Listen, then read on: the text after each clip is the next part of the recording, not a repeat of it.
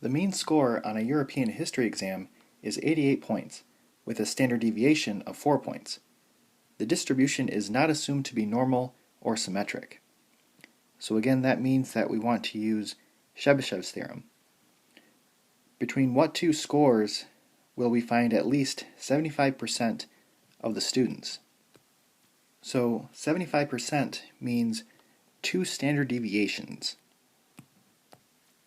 My starting point is the mean of 88, and the standard deviation is 4 points.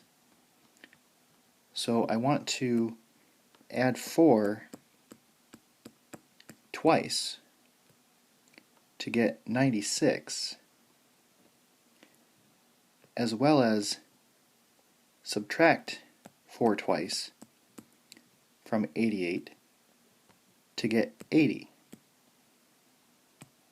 So my final answer will be between 80 and 96.